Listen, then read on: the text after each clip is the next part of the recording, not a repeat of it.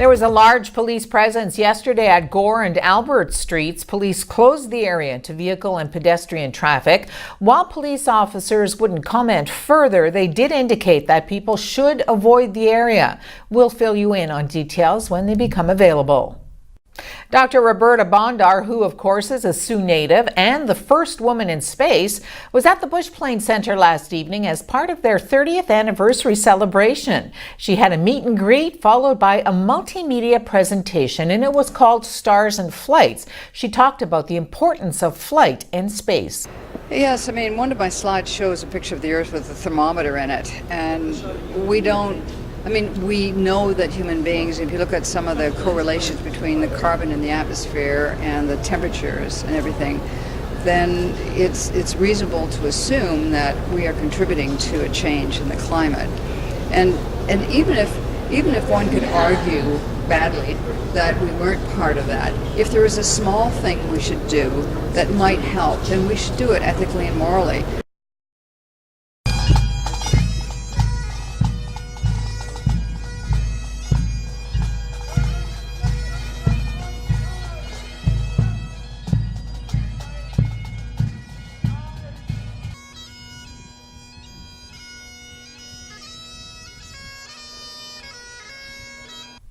Also at the Bush Plane last evening was the 155 Borden Grade GC Squadron's Change of Command Parade, where Captain Ken Floyd CD assumed command from Captain James Brown, who's been the commanding officer for the past 4 years. Today we have the change command of the 155 Borden Gray GC Air Cadet Squadron, and that is with Captain James Brown, who has been serving as the commanding officer for 4 years. He is transferring command to the incoming Captain Ken Floyd, who will assume the command once the paperwork is completed, and normally that's for a 3-year duration.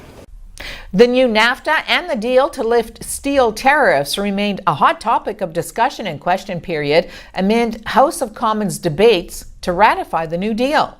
The greatest threat to Canada's trading relationship with the United States is the weakness of this Prime Minister.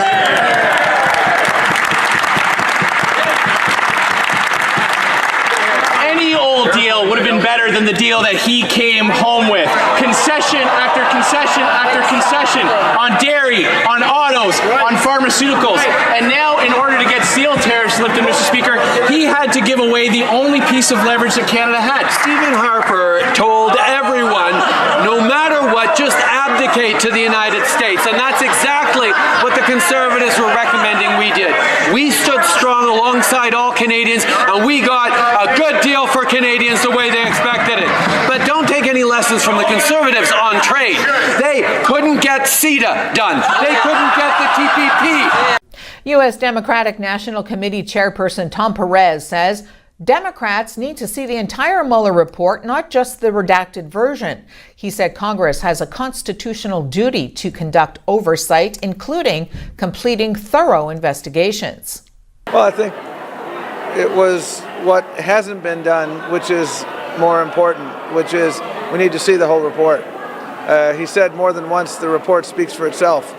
Well, we haven't seen the whole report, so we don't know exactly what it speaks for.